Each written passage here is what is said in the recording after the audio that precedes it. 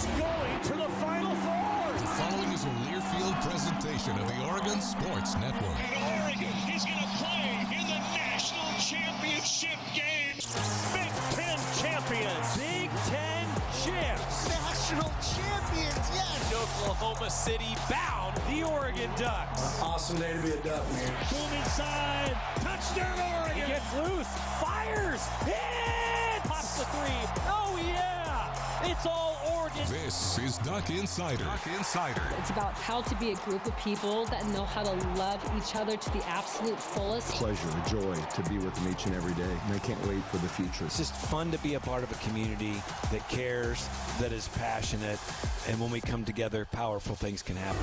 This is Duck Insider on the Oregon Sports Network from Learfield, presented by OnPoint Community Credit Union. People are the point. Now let's go live to the Country Financial Studio to talk Oregon Duck athletics. Oregon football practice continues. Also Oregon soccer, a day away from the season start. Tracy Joyner, Oregon soccer head coach, will be with us here coming up in the Country Financial Studio.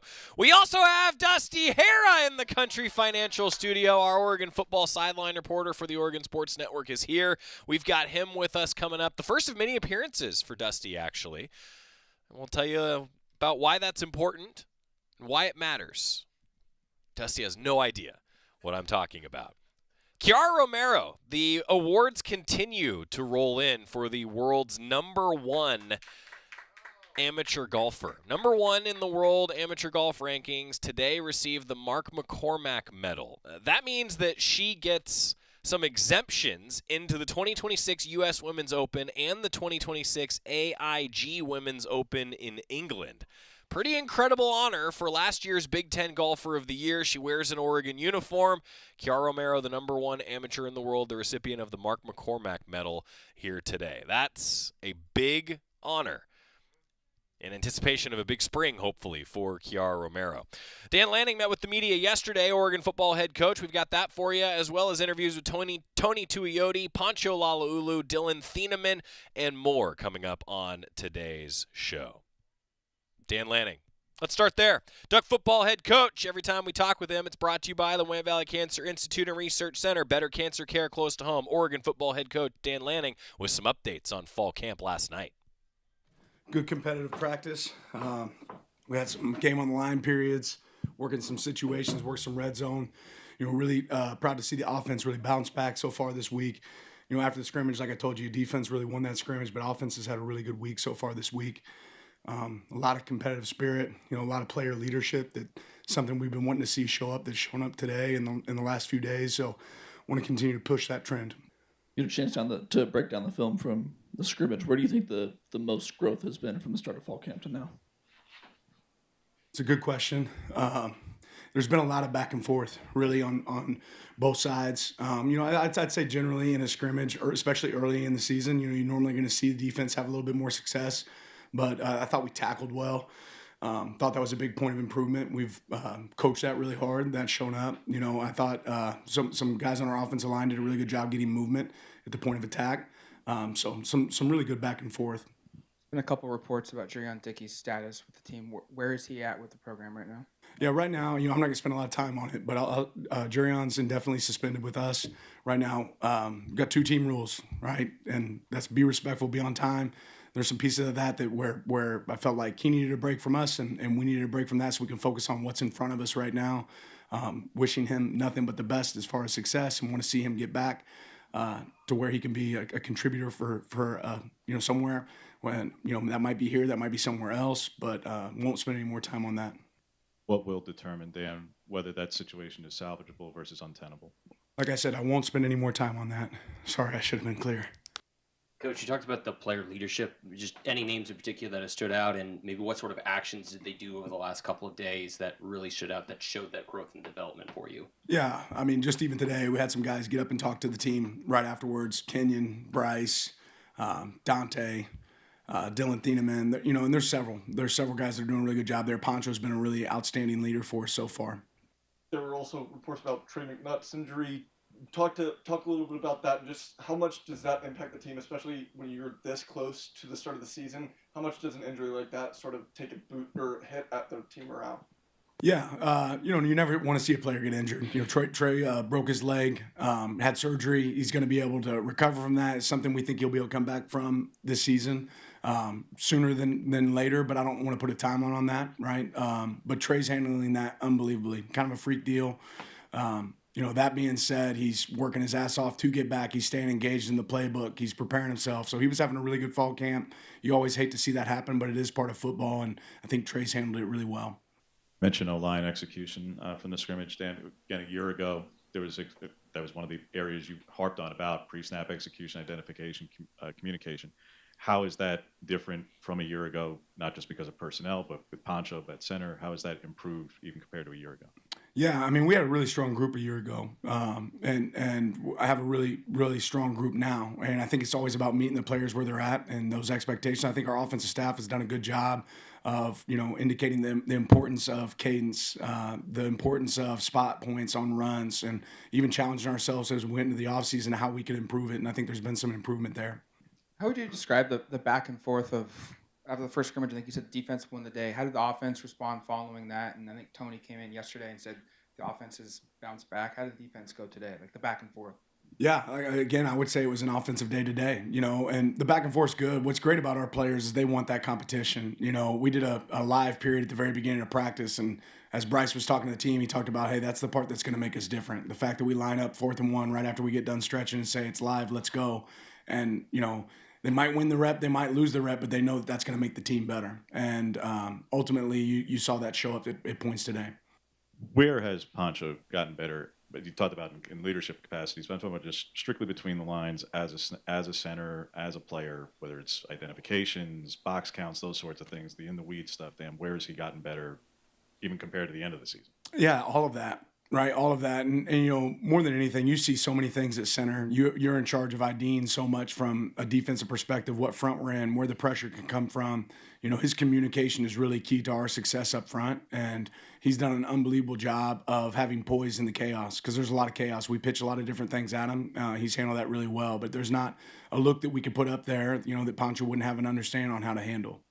Coach, when you lose such a young talented star in Trey, how much more important does it make someone like Dylan's role in this team be, and how have you seen him kind of set up, kind of hold the group together, and just maybe seeing his performance maybe step up a notch over the last couple of days? Yeah, nothing changes when you lose a player. It's always about next man up, right? But you don't say, hey, now we got to work harder. Like, no, you should be working hard regardless, right? Regardless of the situation. And we have a group of guys that are doing that. Luckily, we have talent on this team. And like I said, you hate that for Trey because he's worked so hard.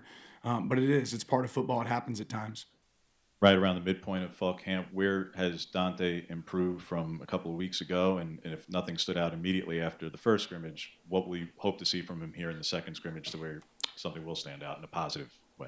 Yeah, just confidence in the offense. Dante said that to the team today too about, we're the guys on the field that have to execute the plays. And, he made a check here at the end of practice today to end up throwing a touchdown that was, an elite check. He had a little back and forth, playing chess with the defense today on some different checks. So those are things that will always excite me. He made a great decision to throw the ball away today in the red area.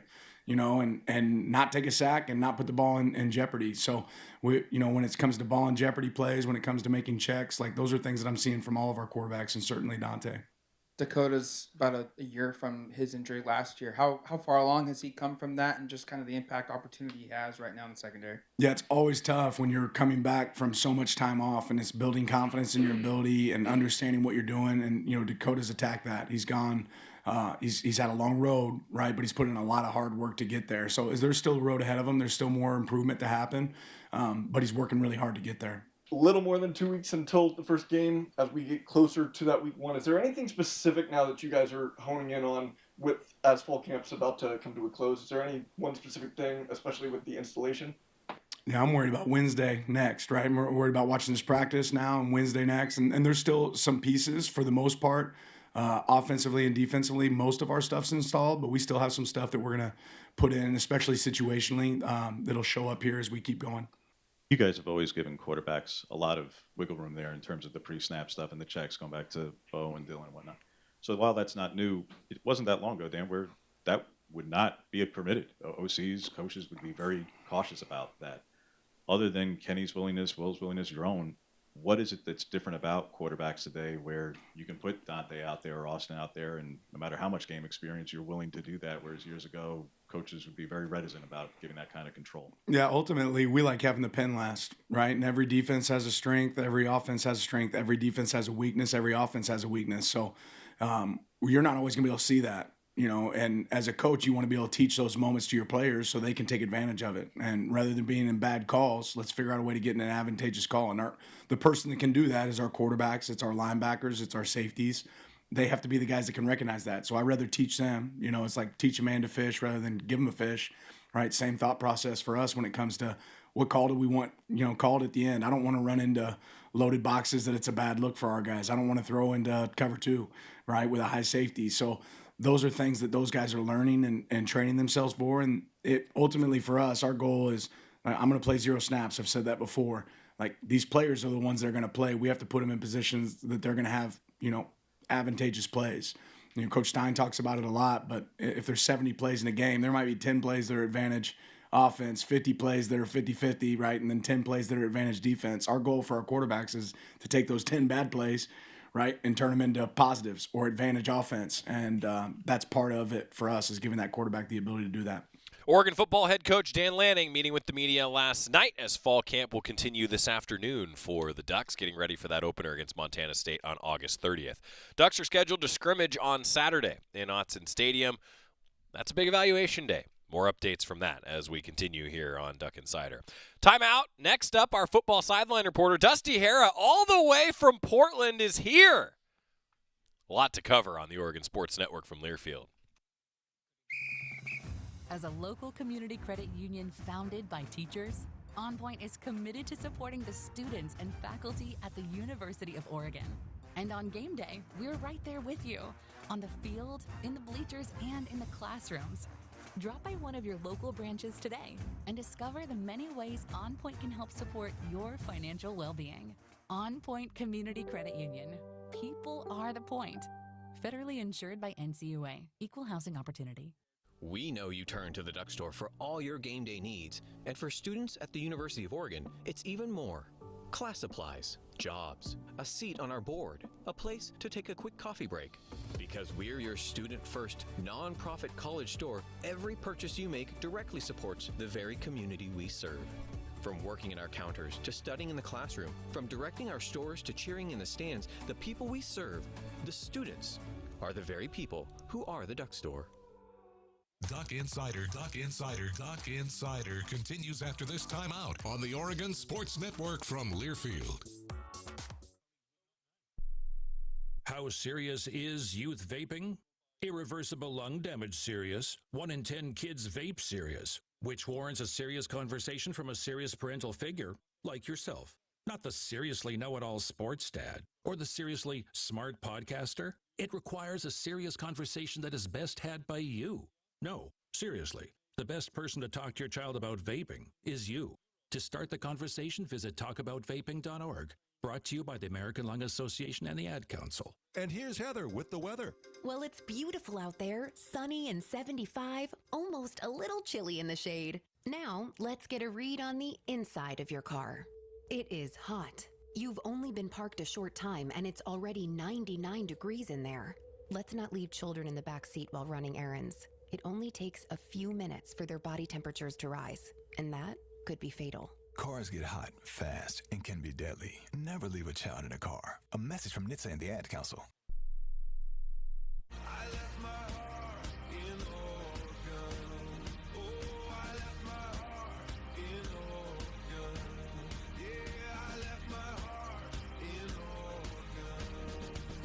We're back on Duck Insider, presented by OnPoint Community Credit Union. I'm Joey Mack. He's Dusty Harrah in the Country Financial Studio. In the hot seat. Made the trek from Portland. Yeah. He had to come all the way to Eugene to get back on the air on his own station in Portland.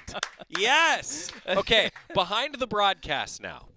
You got to tell everybody what's been going on for the Oregon audience beyond our friends up in Portland at 105.1 FM these days. Yeah. Beyond what's gone on in Portland, tell our Oregon fans what's been happening for you the last 6 months. Man, it's been a really fun time because the fan 1080, which still lives on. You can in the Portland area.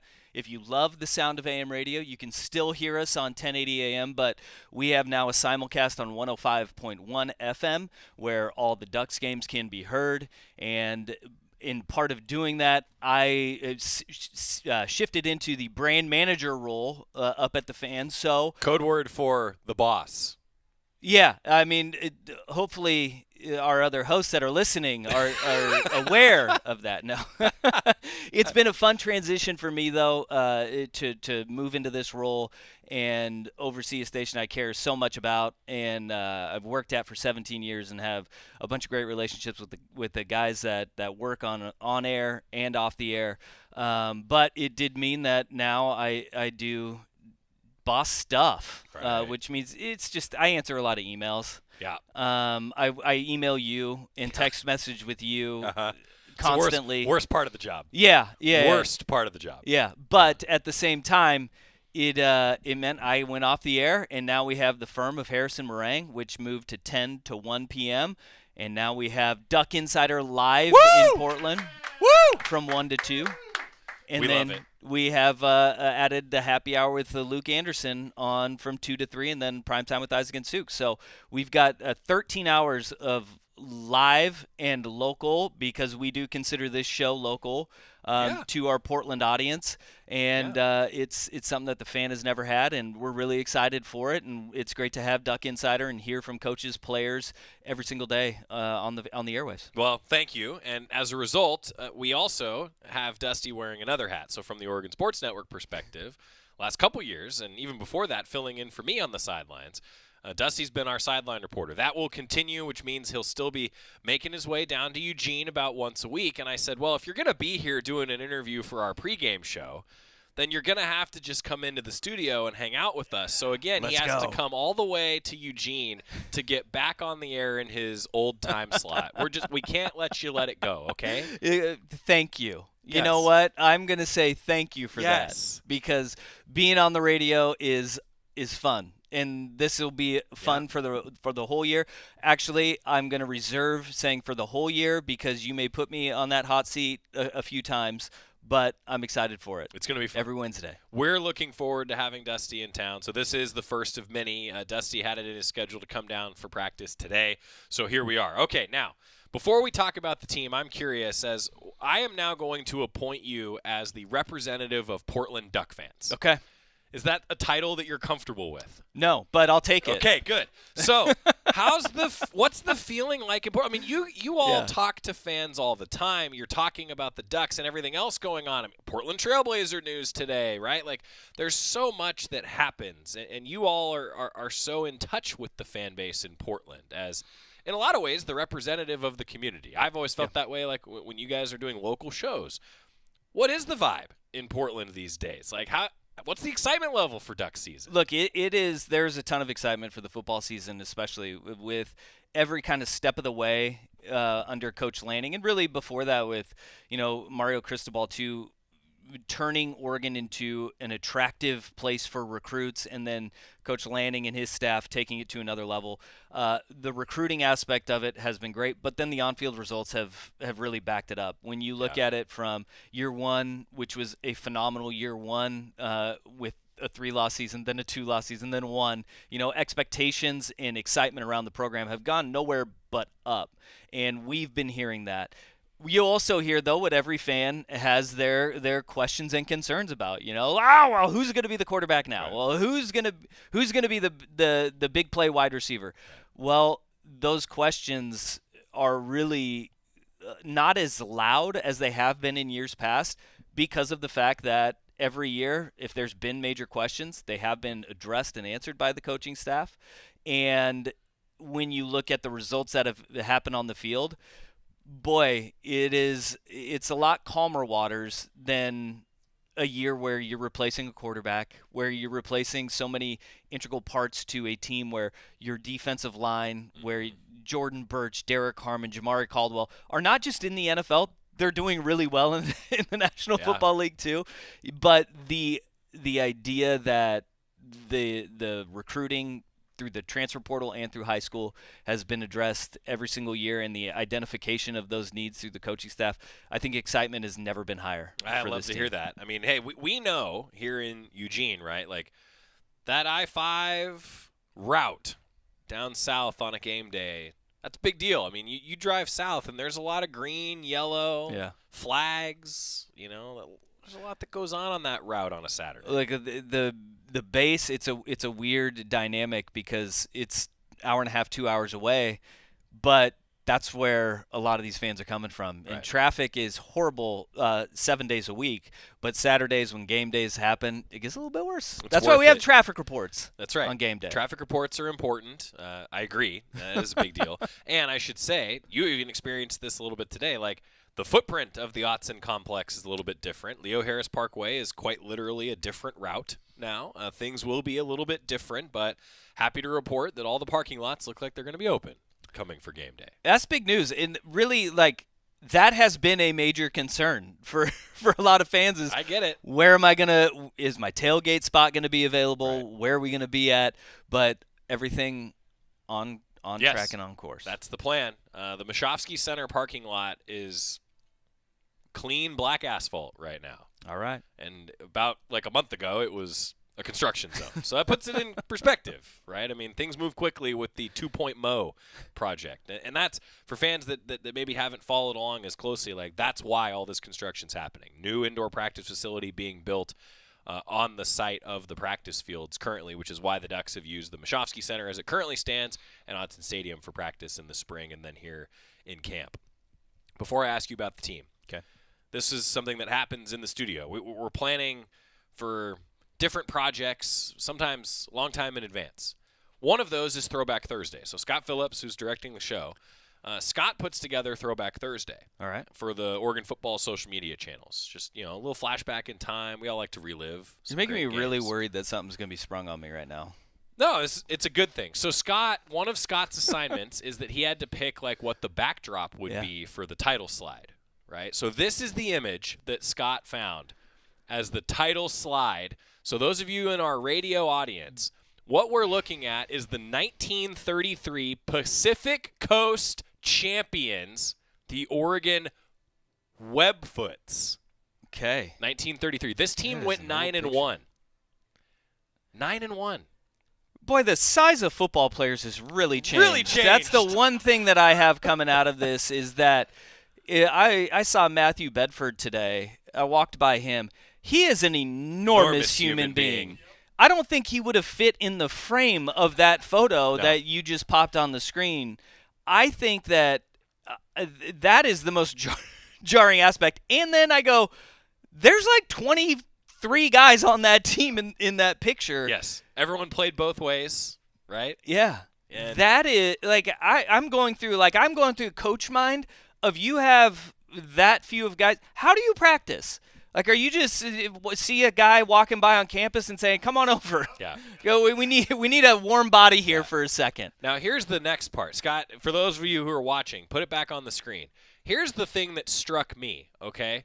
And you won't see this part of it in the Throwback Thursday title slide when you see this photo on social media. Those of you who are driving, that's where you'll see it. You'll notice that there are 4 floating heads in each corner of this photo. Again, this is from 1933. This is the original Photoshop. There were pictures taken of these coaches, then somebody with scissors cut out their heads, put those photos on the team picture, and then re-expose the film. This is like the original Photoshop in 1933. Yeah, that looks like the college game day heads, where they just take a picture of a head and they blow it up and just put it behind the game day set. That's essentially what is floating in each of the corners. And look, they got 4 coaches on that team. Kudos to them because they've got 23 guys. That's a good player-to-coach ratio. The player-to-coach ratio is about the same now as it was then. Yeah, it really is. These staffs are enormous. Yeah. And what it takes to make game day happen is one thing, and I think people would be stunned at how many people are working on a game day just to make sure everything goes smoothly for fans and players. But a practice, there are so many people on the field, and like you always say this, it takes a village. And that is 100% how these football programs operate now. And if you look at the coaching staff, if you go to the GoDucks.com and you look at the roster, it's incredible how many support staffers are on there, analysts, assistants to assistant coaches. Right. It's incredible to see what it takes to put a football program on the field every single day. Well, there's so many student athletes, right? And there's so many different scenarios now where more and more athletes play. I mean, you talk about like guys in the 30s playing both ways. Well, now I don't think it really matters who starts as much as it does a total snap count in games. And maybe snap count in certain situations. Like if you have a defense that gets off the field a lot, the snap count's going to be a little bit lower, right? And that I think has shifted, right? Especially the last few years, that rotation is so much more important. It really is, and then it's also styles make fights. We say this a lot over the course of the broadcast as we're previewing a game in the pregame or as the game is playing on. You know, every offensive coach game plans for a particular defense. Well, True. The way that defenses now approach it is, all right, how many counter punches can we have? And can we build a roster that is dynamic enough to fit what offenses feel our weaknesses are? And that's where, like, when we look at this year's roster in totality, man, it is a bunch of counter punches that you can throw at teams along the way. And a lot of people want to know, well, who's going to be, you know, the big play wide receiver or the consistent wide receiver, or who is going to be the lockdown corner? Well, the reality of it is that if you look at the way that a lot of the premier programs in college football build themselves out is, yeah, we have standout players at certain positions, but it is the depth that kills you. It's death by 1,000 cuts, and say, if you're going to do this, then we're going to come and this will be our counter. Yeah. And it's a different style of player across the board. And it's not always the best teams at the end of the year that win. It's the teams that are the healthiest or maybe have the most depth to overcome injuries, because it's going to happen. No doubt about it. Throughout the course of the season. You know, that's maybe been my biggest, you know, note of like, this is why you got to stack recruiting classes. And I think, in my opinion, why player retention becomes so important. You need that depth. Yeah, and look, that's one of the things that everybody talks about the portal right now being, you know, where guys are coming and going left and right. I think if you look at the program like Oregon and you look at the top programs across the country, there are guys that are coming in, but the names that are going out are nowhere near. Like the one red flags that you want to look for is, all right, if they have 20 guys going out and then they're bringing 24 back in, then you say, oh, that's a little bit of your problem in retaining your depth and having that knowledge as you continue to grow forward. Right. There's not a lot of guys that are leaving, but there are the guys that are plug-and-play type guys that are brought in through the portal. That's right. Dusty Harrah with us, our sideline reporter on the Oregon Sports Network, the boss at the Fan Sports Network, right? That's right. Yeah, that's right. 1080, 105.1. We have a YouTube page too. See? And then we have the Odyssey app, our parent company. Not bad. Anywhere you want us, you can get us. Yeah. OSN on the Fan. It has a nice ring to it. That's right. It does. What else should fans know? Did we miss anything today? It's No. your first of many. Look, I mean, you're going to hear this voice a lot more. This is going to be a really exciting year. I'm excited for what this year 2 in the Big Ten has for the Oregon Ducks. I do like the fact that the conference is so big, you get a rotation of teams that you will play. You'll see new brands, new opportunities for fans to go to different places.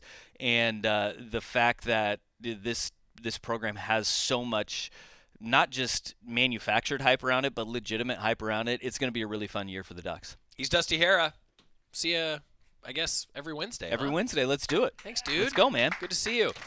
Quick timeout when we come back from one football to another, because Oregon soccer season starts tomorrow. Tracy Joyner, head coach, with us after this on the Oregon Sports Network from Learfield.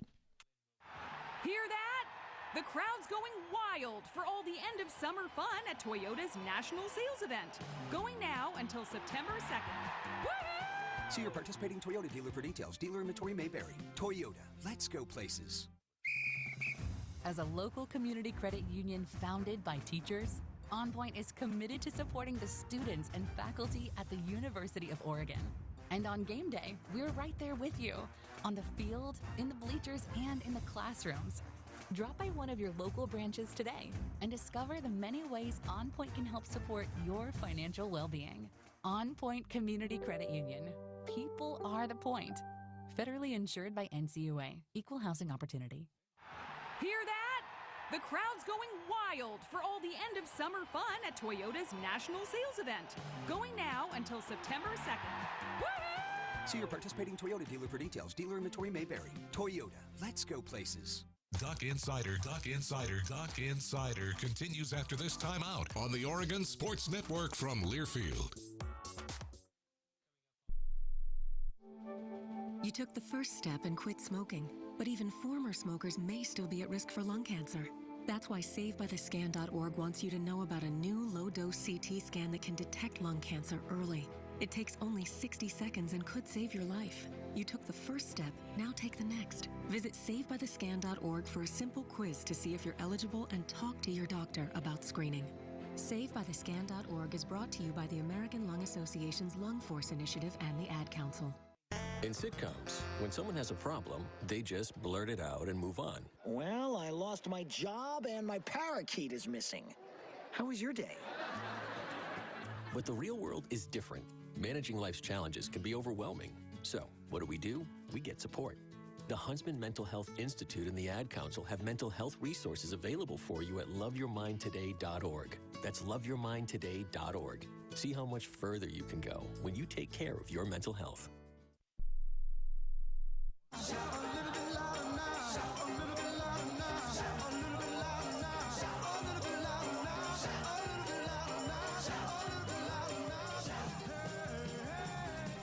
Back on Duck Insider, presented by OnPoint Community Credit Union. Joey Mack in the Country Financial Studio. Tracy Joyner, Oregon soccer head coach. Every Tuesday afternoon, we'll be recording with her based on her schedule. And then every Wednesday, we get the view from Pape Field and Oregon soccer first-year head coach Tracy Joyner. 6:30 tomorrow, the Ducks begin the season against Weber State at Pape Field. Our conversation with Tracy Joyner. We said that every Wednesday was going to be soccer day on Duck Insider. This is the first of those iterations. Tracy Joyner, Oregon soccer head coach, is with us in the Country Financial Studio. So last week, Coach literally sprinted from Pape Field. I'm saying probably around Autzen Stadium. Maybe you went through Autzen. What's the play? Do you run through Autzen or do you go around Autzen? Oh, I went through Autzen. Okay. Yeah. And then it is a dead sprint into the Marcus Mariota Sports Performance Center, up 2 flights of stairs, and then instead of turning left to go to her office, she turned right, came into the studio, and here we are. Did you have to do that again today? I did not. But Woo! Yeah. I still did come straight off the field, Straight but off the I field. drove here this time in AC because it's leisurely. 100 degrees outside. Right.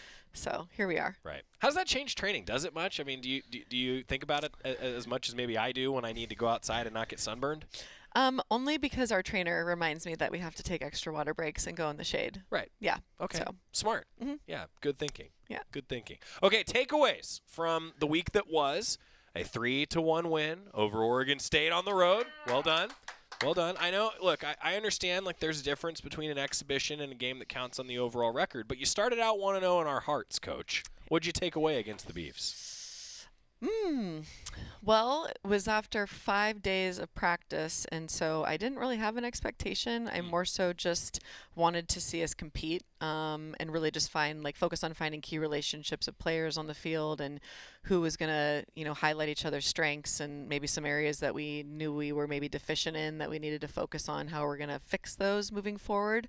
But rivalry game, Still a rivalry. Still a rivalry. So we played to win for sure. We got everyone minutes on the roster, so felt really good about that. Keep vibes high, and it was a good performance in a lot of ways, but definitely highlighted some areas for growth. Right. Well, and if it didn't highlight areas for growth, then I'd say, well, that doesn't happen very often, right? First thing in the season is we're perfect. Has that ever happened before? Never. Yeah. Never even at the end of season. So right. It's all good. Yeah, every coach always has something that can be improved on, right? Yeah, of course, that's how it goes. Yeah, I'm with you. All right, then you got a chance though to go to Pape Field and take the field for the first time with this team. What was that like for you and for the team?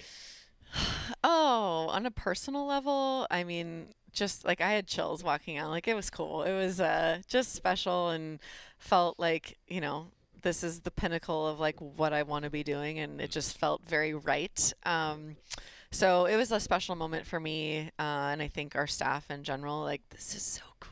You know, that's how I feel like even at practice every day, but especially game day. But yeah, our team, you know, there's so many new players here, and it's just like also just clean slate for all the returners from last fall. Right. And it was again, yeah, good vibes. I think that there's a lot of nerves for sure with the team, just because, you know, everyone's learning new information and still learning, you know, our style and like what our identity is going to be. And, you know, so the first 15, 20 minutes of the game, it felt a little frantic and not as like clean as I would have hoped for in terms of like communication, solving problems on the field. But I think by the second half, it looked a lot different. We calmed down quite a bit and were able to put some things together. You know, to that point, I was curious, like, was it intentional for you to have the first exhibition on the road and then have the second one at home, like because of some of the nerves we're talking about? I wish I could claim that, but I inherited the full schedule, so I had nothing to do with it. I didn't know if the exhibitions, if you could move things around or not. You could. I think we actually did schedule the Idaho game. I think that was originally supposed to be in like British Columbia, maybe. Okay. But that, yeah, just turnover, just kind of what happened. Right. But Idaho's a great opponent. They won the Big Sky last year. Right. They have scored a ton of goals, so I was happy to get that game. Yeah. Now, to that point too, though, like having an exhibition before you have a counting match on Thursday, like, do the nerves feel a little more calmed down now for you and the team? Maybe we won't know till Thursday. I don't know. I'm just curious. Yeah, we gave them 2 days off. So they had Saturday, Sunday off, you know, after 10 days of just like nonstop, you know, with each other. I think that it was needed just to kind of step away from the game, focus on recovery, and then so Monday's training, it's always interesting. I feel like the day after having a couple of days off, you're always, you don't know. The vibe is like, you know, you're like, what's going on? Why is everyone so tired? Or, you know, what's off a little bit. So yesterday, I think I was a little bit, not disappointed, but just like, oh man, okay, we got a game in 4 days. We got to show up with a little bit different mentality. But today's practice was the best practice we've had since I've been here. Phenomenal. Like just the focus, the commitment, the passion, like how competitive it was. It was really, really good. So I feel way more confident now than I did yesterday. So quick 24-hour turnaround. Yep. Hey, sometimes that's what it takes, right? Sometimes, you know, you turn things over. Zoom out for us a little bit too, Coach. As fans continue to get to know you, your staff, and the community of this team, I know the 4 pillars of your program is something that you've talked with us a little bit about. I wanted to give you a chance to talk about that. Tell fans about your program a bit. Yeah, I think, you know, when we talk about values and what, you know, what they mean to a program, instead of just, you know, I think a lot of programs look at it as like these are like fluffy words that are on a wall that are supposed to mean something and carry some weight. To me, like creating a value system is really about training abilities. Like no one is born with these values. These are things that are action based. They're trainable. You can get better at them. You can hold each other accountable to, you know, continue to reinforce them. And they're really just standards and behaviors. And so our values, we did a couple workshops in the spring to focus on, you know, what's going to be, who are we going to be? And the way that I kind of approach it is if we were in uniforms that didn't say Oregon, how would we know it's us playing? Could we identify this? And so there's some non-negotiables that kind of go along with that, but really just like the values of would we recognize ourselves if we weren't in Oregon gear?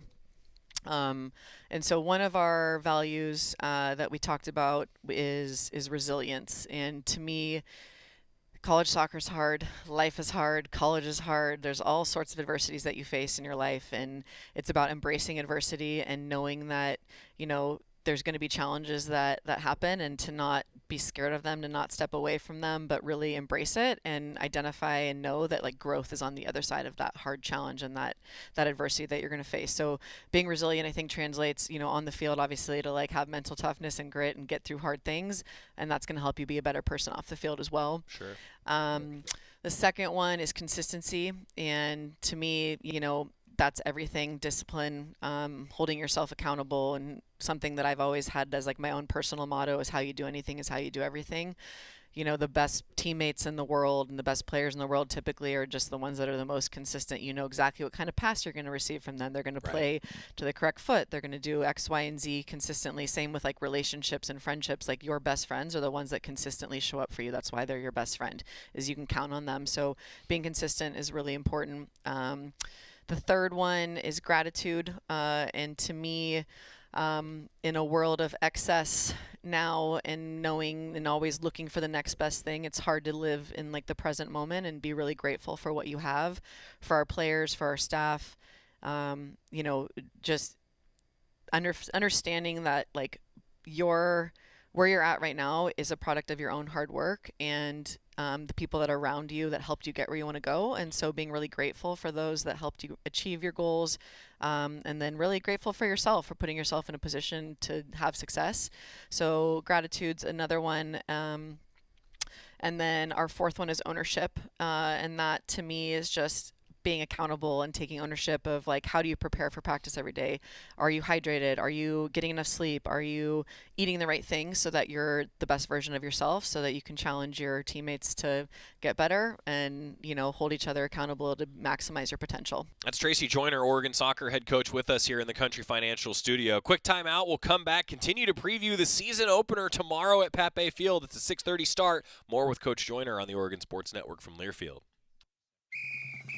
As a local community credit union founded by teachers, OnPoint is committed to supporting the students and faculty at the University of Oregon. And on game day, we're right there with you, on the field, in the bleachers, and in the classrooms. Drop by one of your local branches today and discover the many ways OnPoint can help support your financial well-being. OnPoint Community Credit Union. People are the point. Federally insured by NCUA. Equal housing opportunity. We know you turn to the Duck Store for all your game day needs. And for students at the University of Oregon, it's even more. Class supplies, jobs, a seat on our board, a place to take a quick coffee break. Because we're your student-first, non-profit college store, every purchase you make directly supports the very community we serve.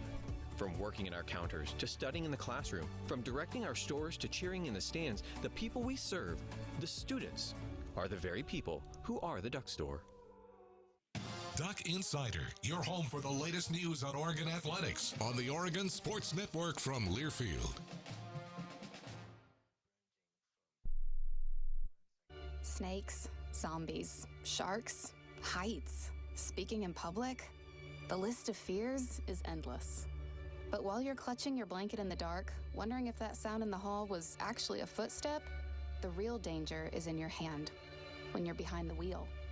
And while you might think a great white shark is scary, what's really terrifying and even deadly is distracted driving. Eyes forward, don't drive distracted. Brought to you by NHTSA and the Ad Council.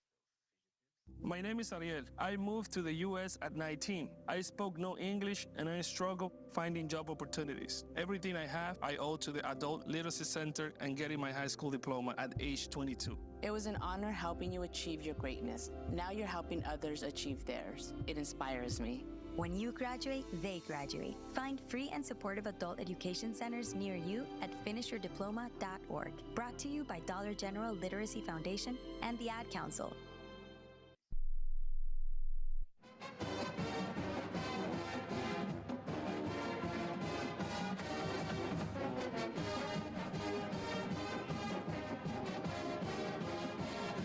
Doug Insider, presented by OnPoint Community Credit Union. Joey Mack here with you in the Country Financial Studio. Oregon soccer season begins tomorrow. The Ducks against Weber State at 6:30 at Pat Bay Field. It'll be on Big Plus. Also, KWVA, the student radio station's got the hometown call for you as we continue our conversation with first-year Oregon soccer head coach Tracy Joyner. You mentioned that you tried to figure out, in that process, who are we? Now, heading into the season, do we know? Who are we heading into the season? Do we have an idea of the identity yet, in all seriousness? It's a work in progress. Like I said, these are trainable attributes. They're trainable values. They're things that, you can't get good at right away. and it could take an entire season for us Sure. to figure out who we're going to be. But I know one thing, and I think something that the players are super committed to is just growth and improvement. I told them to keep a really open mind and not to unlearn the things that made them, good enough to get here, but everyone's coming from a different program, a different youth club system, whatever it might be, and just to have an open mind and, come up with just a common goal. And that's for us to, win as many games as possible, but also to just instill like a really high level of competition, but also really enjoy it and find joy in competing and find joy in playing the game. Right. Coach Joyner with us talking Oregon soccer. 6:30 on Thursday. Everything gets rolling. The first game against Weber State, and then 6:30 on Sunday against Portland. You mentioned having a lot of different, actually everybody getting minutes in those exhibitions. So lineup starting to come together. You have an idea? We're getting there. We're getting there for sure. I really approach the season with such an open mind and clean slate of like, hey, whoever shows up and is ready to play and, just comes into this with a good level of fitness and a high level of confidence has the same opportunity as everybody else. And I think that that's obviously really unique. Most programs have a really good returning foundation. They know what kind of style they're going to play, and, they've got personnel that are coming in that they know they can plug different holes with and that are going to add depth to a certain position. We didn't necessarily have that here, especially in the spring. We only had 9 healthy players in the spring. So, it was hard we didn't really play 11s. It was hard to identify who's going to be where. And so it's coming together for sure, because I think that there's really clear relationships of players that are helping showcase each other's biggest strengths. And so that's something that's important. And then just the communication piece and that part's coming together as well. But yeah, I mean, it's hard to say. I think we've got a good idea of rotation of players that we're looking to, bring in. But again, it's so early where we've got a couple injuries already too, and not necessarily like quote unquote our starters are not all healthy. And so it's great. It's a good opportunity for other players to step up and show us what they can do. Injuries are, though, the worst part of sports. Yes. Just always the worst part of sports. Now, one thing too that you and I were talking about before we got going here on the air, you're hoping for some fan engagement during the pregame routine. So fans, I'm telling you, it's going to be good vibes at Pape Field coming up on Thursday. Tell us a little bit about what you want the fans to do in the pregame intros. Yes. Okay. So we want, all right. So building this community is super important to us. And like, I love the soccer world in Oregon. It's awesome. And I want to make sure that we're maximizing the community's potential in helping us win games. We want Pape to be like our home base where we feel the most confident, the most supported. So after we do the national anthem, all the players are going to face the stands, and we're now close to the stands. So it's going to start like this. We're all going to stand and we're going to face the crowd, and we're going to have our O out here. And it's Start with the O. Start with the O, and it's going to be like a slow count, like O. And then as soon as we all get up here, we're going to say Ducks, and then we're going to clap at the bottom, and then we're going to say Win. I like it. Yeah. So it'll be really loud. And it was actually like not bad the first time. The first attempt, it was good. Yeah. I love that. I love it. Okay, so fans, when you see the team, follow the team. Team will lead you, and I understand that you've got some fans in the stands that already kind of know the vibe. Yes, right? the parents are all on board. We trained the parents, so follow along, or just follow along with us. We're in a good spot. Okay. But we want it to be like super loud, just and then hopefully when we've got thousands of people at our games, that's right, it's going to be this whole epic stadium cheer. Oh, that's awesome. Yeah. See that? Well done. Yeah, that's going to be really fun. So. That debuts on Thursday as well, all part of Oregon Soccer's opener at 6:30 on Thursday. What do you want to see? What are some keys to success for your team in the first couple matches here of the season? Just a ton of goals. All right. Yeah. Keys to success: score goals. I mean, it's true. Ton of goals and a shutout. We'll just take that. Just really good defending and great goal scoring opportunities and just a high level of competition. Like I want to see us win big girl tackles. Love it. Yeah. Tracy Joyner, Oregon Soccer head coach. Anything else for fans? What did we miss today? Oh, nothing. Just like I'm so happy to be a part of this, department, community, all the things. And the more that you can support us, the more we'll support you, and vice versa. We are very open to engaging community. Like our team just did a really cool event at a camp last week, and our players are super on board with, doing it whatever we can to volunteer to help and just become more familiar and more inclusive. Awesome. Yeah. Good luck this week. Thank you. Tracy Joyner joining us. Weber State, the opponent, 6:30 on Thursday. Portland in town, 6:30 on Sunday. Oregon soccer season kicks off the athletics season for the entire department. Tomorrow, 6:30 at Pepe Field. Timeout when we come back. Dylan Theamman meeting with the media, guy who's all over the preseason award list. Tell you about Dylan Theamman next on the Oregon Sports Network from Learfield. At Shadow Hills Country Club, we're more than just an award-winning golf course and practice facility. Our events team offers all-inclusive event pricing that allows us to take care of all the details while you enjoy your event. Our indoor and outdoor venues offer you a wide variety of fully staffed options that put the focus on you. From weddings to business and social events, at Shadow Hills Country Club Events Center, you get the benefits of a resort atmosphere and amenities in a peaceful country setting, just minutes from downtown Eugene. Call for a tour today or visit shadowhillsevents.com. Hey Duck fans, at Country Financial, they make insurance easy. Whether you're shopping for home, auto, or more, their representatives will take the time to understand your specific needs and explain what options work best for you. Worry less and feel more confident knowing you're covered. Visit countryfinancial.com to get started today. Experience more with Country Financial. Auto and home insurance policies issued by Country Mutual Insurance Company, Country Preferred Insurance Company, and Country Casualty Insurance Company, Bloomington, Illinois. This is Duck Insider. Duck Insider on the Oregon Sports Network from Learfield. Adoption of teens from foster care is a topic not enough people know about, and we're here to change that. I'm April Dinwiddie, host of the new podcast, Navigating Adoption, presented by Adopt US Kids. Each episode brings you compelling real-life adoption stories told by the families that live them with commentary from experts. Visit adoptuskids.org/podcast or subscribe to Navigating Adoption, presented by Adopt US Kids. Brought to you by the U.S. Department of Health and Human Services Administration for Children and Families and the Ad Council. My mom has taken up going to the park to practice yoga. My dad's going to a club, but not a book club, a salsa club. Finding new hobbies comes with age. My mom has started getting lost and not knowing where she's going. Becoming lost or disoriented doesn't. Confusion with time or place may be a sign of Alzheimer's. An early diagnosis can help improve the quality of life for your loved one. Learn the warning signs of Alzheimer's at 10signs.org. Brought to you by the Alzheimer's Association and the Ad Council.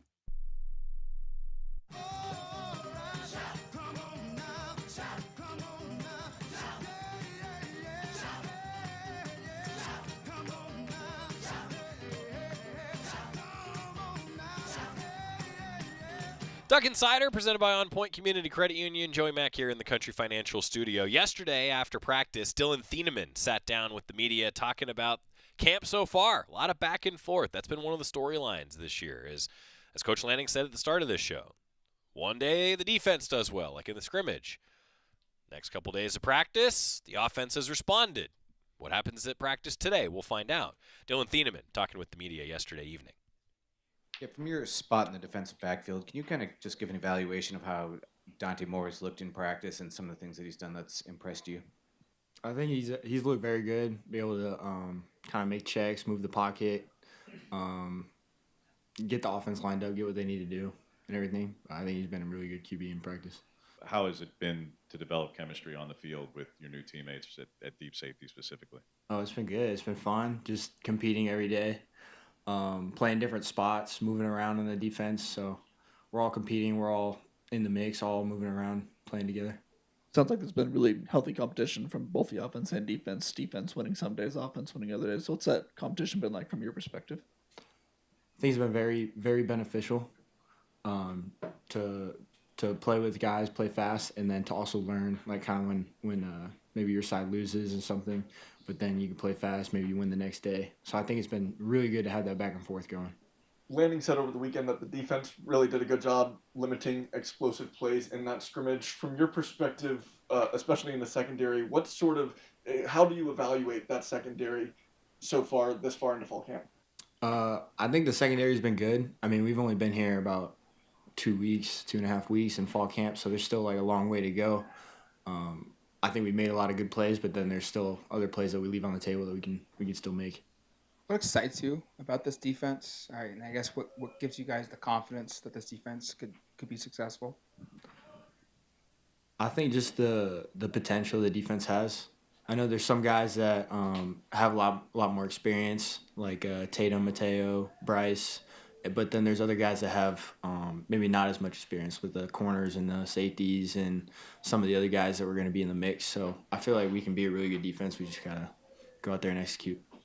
How would you describe your your position and role to be different in this defense than a year ago, Dylan? Because there are plenty of outside observers who would point to your production last year, and not to say it dropped and as a criticism of you, but mainly that you were set up to fail at times, that maybe you were asked to do things that really weren't very fair to you. So how is this role going to be accentuate your strengths more and put you in better positions to succeed here in this defense? Well, I think Tosh calls the defense in a way that benefits his players and the players on the field, so it plays to their strengths. I think personally for me, it'll just be different positions, kind of wherever they see me. I'm trying to be flexible, kind of help the team wherever I can. So if they need me to play like this spot, play this spot. If they need me to move back, like free safety, do that. Like kind of just doing whatever they need. Dylan, Coach Lanning talked about kind of that next man mentality when speaking on Trey McNutt's injury. What have you seen from some of the other players that have gone a little bit more reps since then? And kind of have you seen the DB room kind of take that next man up mentality, I guess, over the last couple practices or since that injury kind of happened? Yeah, since being a guy down, it's like a lot more guys get a lot more reps. So the rotation, there's not as many people rotating. So there's been the competition there to get more reps and to keep executing. But then there's also the battle with like getting tired, getting exhausted. So we keep pushing each other there just to keep going. That's Dylan Theamman meeting with the media after practice yesterday. More interviews coming from Oregon football. The schedule tomorrow will preview some Oregon soccer, but also Tony Tuioti and Pancho Lalaulu met with the media recently. And then Brian Michalowski, Oregon linebackers coach, is set to chat with the media today. Those interviews all coming your way on Duck Insider tomorrow. Ryan Milano's going to be here in the Country Financial Studio. The second show of the year that Ryan has hosted. I don't know if he gave the full summer recap when he hosted. This is a well-traveled man this summer. Like you talk about the take advantage of the opportunity to travel when you have it. Ryan did that this summer. Coming back just all rejuvenated, ready for football season. Ducks continue on the practice slate today. And we'll have more interviews for you tomorrow before the Ducks will take tomorrow off. And then that second scrimmage is Saturday at Autzen Stadium. We'll have some updates for you. Quack Minute coming on the various Oregon football social media channels to break it all down. Tomorrow, it's Oregon Soccer Game Day. Athletic season starts. See you then. Man, I love my kids so much. I once sat for 3 hours in the cold rain to watch her soccer team lose by 18 goals. I love my kids so much, I once used a tube to suck snot out of her stuffed nose at 3 a.m. You win. Love your kids? Love them enough to make sure they're in the right car seat. From toddlers to tweens, visit nhtsa.gov/the right seat to find the right seat for their age and size. Keep them safe.